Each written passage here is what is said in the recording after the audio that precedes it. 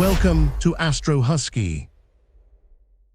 This is Messier 31, the Andromeda galaxy, the nearest major galaxy to our own, and the farthest thing your naked eye can see. The light in this picture left Andromeda 2.5 million years ago, before our species even existed. It spans 150,000 light years and holds 1 trillion stars. And it's coming for us. In about 4.5 billion years, Andromeda and the Milky Way will collide and merge into one. Tonight, from a backyard in northern Germany, we set out to catch it.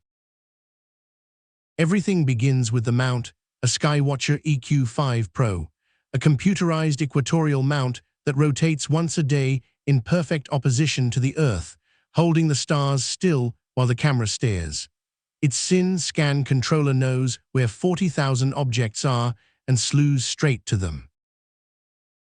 The telescope is a Skywatcher EvoStar 72 ED, a compact apochromatic refractor, only 72 millimeters of aperture, but its extra-low dispersion glass focuses every color to the same fine point, natively 420 millimeters at f5.8.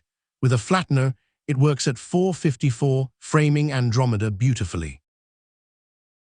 At the back sits the camera, a ToupTek 183CA.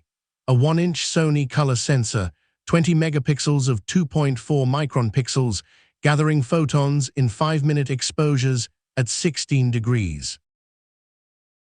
Focus at this scale is brutal, microns matter, so a ToupTek AF2 motor handles it, driven by the software's autofocus, stepping the focuser in and out until the stars collapse to their sharpest.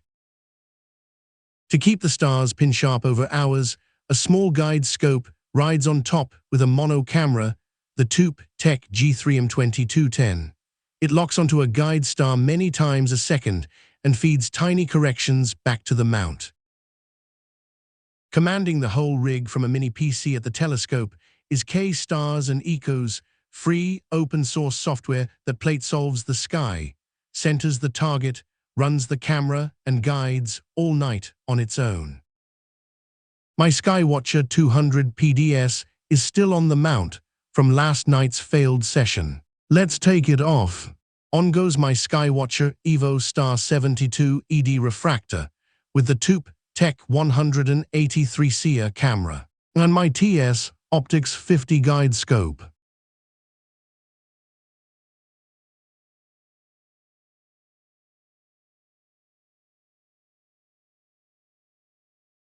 In my Astro toolkit, I open the folder of original frames.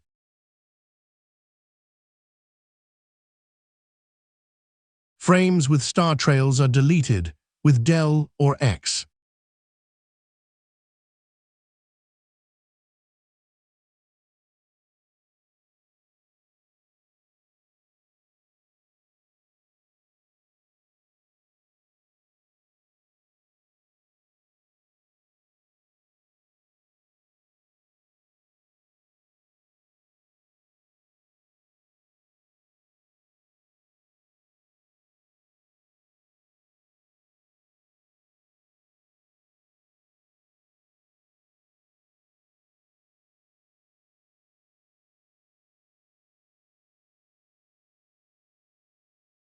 The last 2 frames are just junk.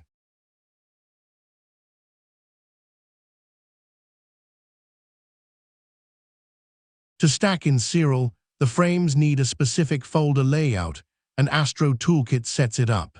Select the folder of good quality frames, and optionally, the calibration frames.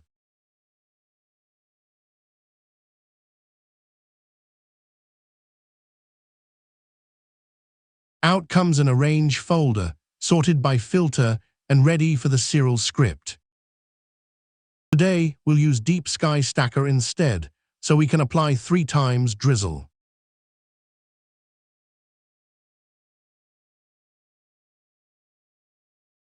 Add the light frames.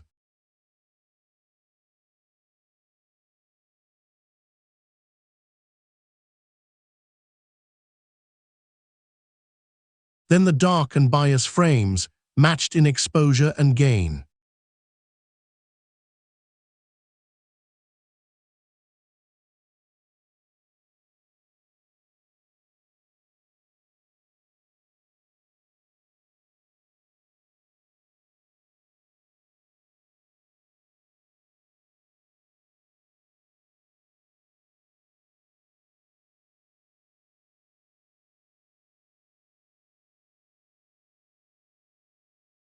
Register and stack with 3 times drizzle.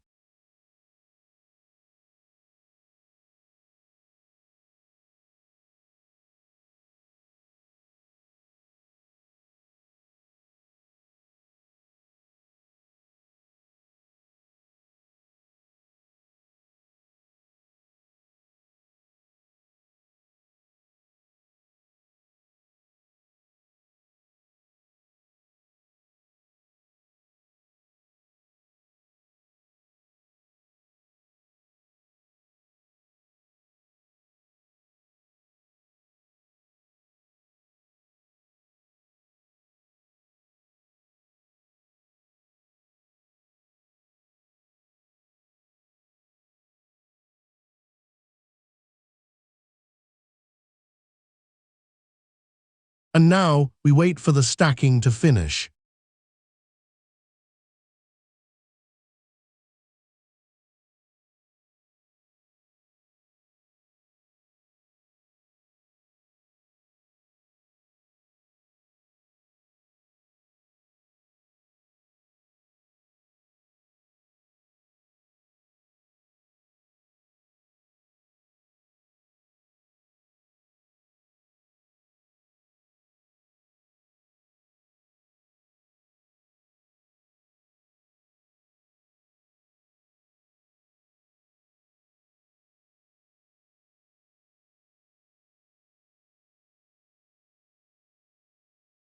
Start Siril.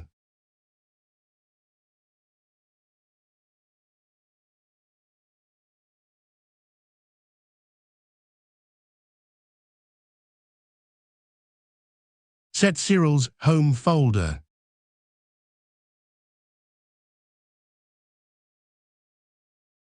Open the stacked file, autosave.fit.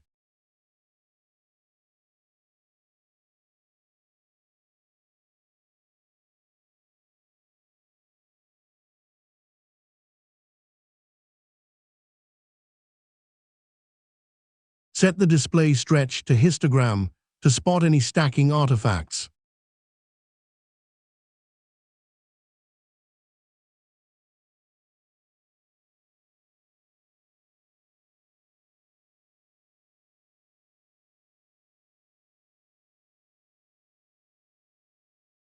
There are almost no edge artifacts, but we'll still crop a thin border.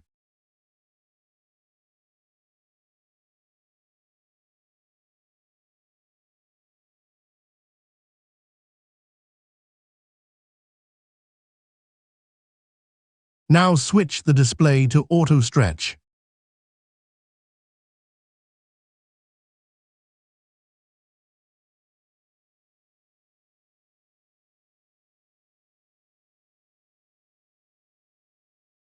Background extraction via a Python script.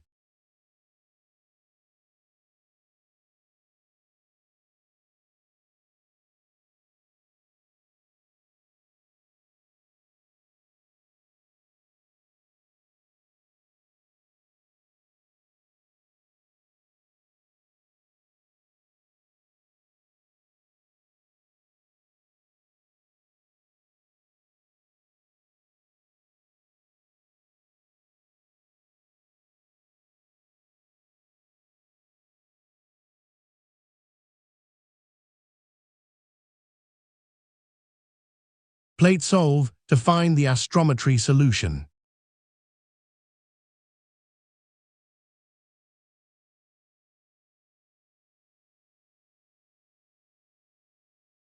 Run the spectrophotometric color calibration.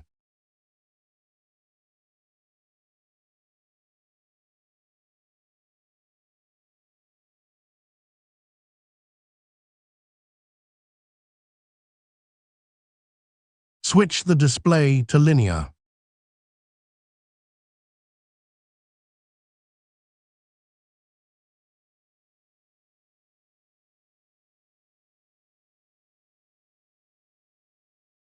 Run the Veralux hyperbolic stretch script.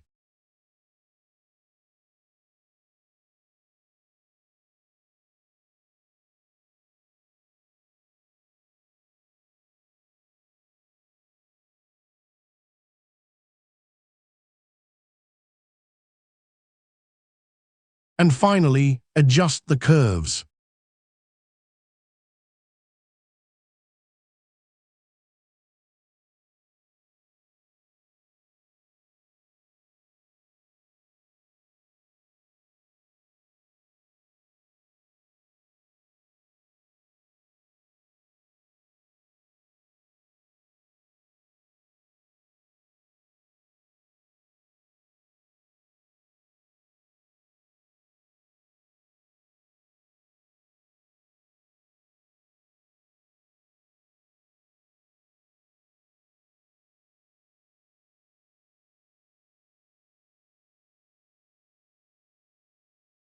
And every clear night, we remember Bruno, the husky who gave this little corner of the sky its name.